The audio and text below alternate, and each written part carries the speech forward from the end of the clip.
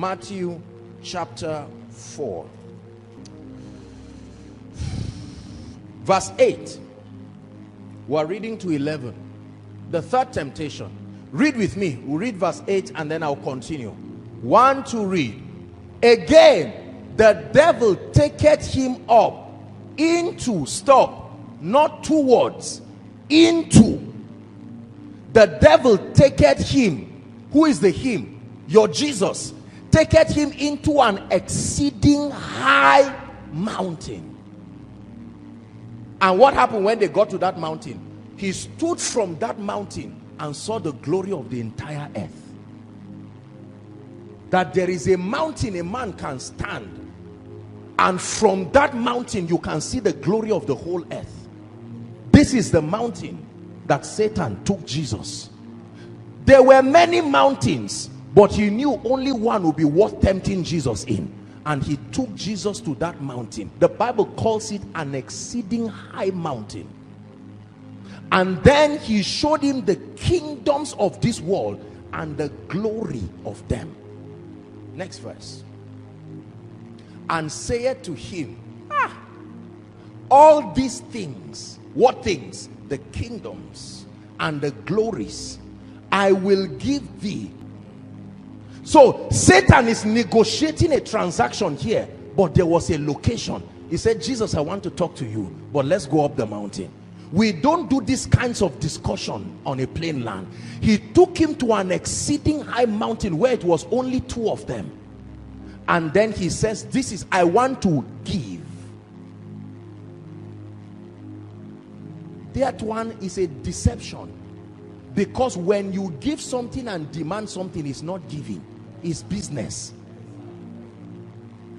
He used a very deceptive terminology. He says, I will give thee if thou will fall down. I will give you pure water if you will give me 100 naira. Is that charity? No. Satan is negotiating something with Jesus, your Jesus. And look at the interesting system. He starts by marketing something for him. He says, before we talk, see first, so that you will believe me. Look at the kingdoms, and then look at their glories, the wealth. And then he says, now that you have seen and are convinced, let us discuss. This is my proposal. I will give you access from this mountain to all these kingdoms. They will be at your beck and call. What I will get in return, listen carefully, is that you will fall down and worship me. Now imagine, God forbid, but just imagine that Jesus agreed. What do you think would have happened? Jesus would have come down that mountain with strange influence that you cannot explain. Now you were not there. All you know is that he bowed down and said, Satan, I'm more interested in the kingdom and the glory. O King Satan, I acknowledge you as my Lord. I give you my heart. And Satan says, okay, as I agreed. If Satan tempted Jesus, how many other people has he taken to that mountain to say, come, forget about this, let me show you how things happen in this earth. And then he says, look at this, I will give you these kingdoms and the glory. Bow down to me. Not everybody will say no. Some people will say yes, and will say, this is the deal. Here you have, go down. Immediately they go down. In 2 months, their albums are all over the world, regardless of what they sing. And you say, my God, this guy is so skilled. No, something happened up the mountain. I pray that God will open your eyes to understand what I'm teaching you tonight. There are certain dimensions of the supplies of God that cannot happen by doing business with men. You must do business with spirits. I cast my crown before, listen, the highest royalty. Remember, that's what Satan wanted. Bow down and worship me. Satan has been obsessed with allegiance and loyalty. The kingdoms did not mean anything to him. The glories did not mean anything to him. But he knows that it is the system that men need. And so what he decided to do was to make sure that he has control of those systems, and then he will continue to call men to say, let us negotiate. What shall it profit a man if he gains the whole world? Question, where did that business happen? That he gained the whole world? Because that is a business terminology. What shall it profit a man if he gains the whole world? Where is the law? Show me where men gain the whole world. Do they gain it in a bank? Do they gain it in an investment house? Show me where men gain the whole world and give up their soul. That business, when you get there, the commodity is your soul versus the world, not your product. Your soul and the world. Your soul and the world. Your soul and the world. Your soul and the world. So you now know that it says, I wish above all things that you prosper, but I hope your soul too was not lost while you are prospering. I hope that the way you prospered was God's own way. I know how you are prospered. When your soul does not prosper, it was exchanged for your wealth.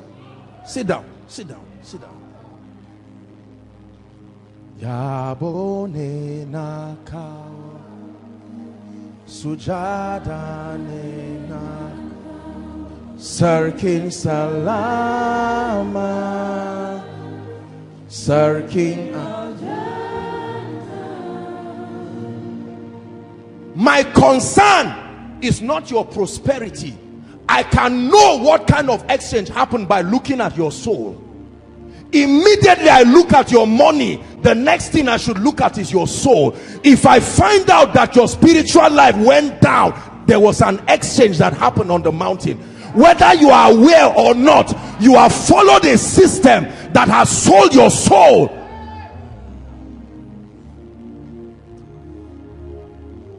There are many, sit down please. There are many men of God. There are many businessmen. There are many captains of industry that received the world and sold their soul. This temptation Satan gave Jesus was not the last time he would give it. He has been giving it till today.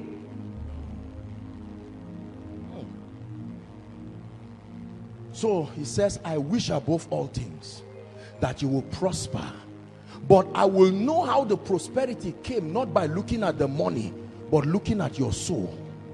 When I see both your soul and your pocket rising, I know where that grace came from. It can't be the devil. The devil will never allow your pocket and your soul to rise at the same time. So I look at your prosperity and then I look at your soul. I see that in your rising, you gave up your values. You gave up your character. You gave up your family. You gave up your integrity. I know that there is a negotiation happening. You are giving your soul for mundane things. Are we together? Look what Jesus did. Verse 10.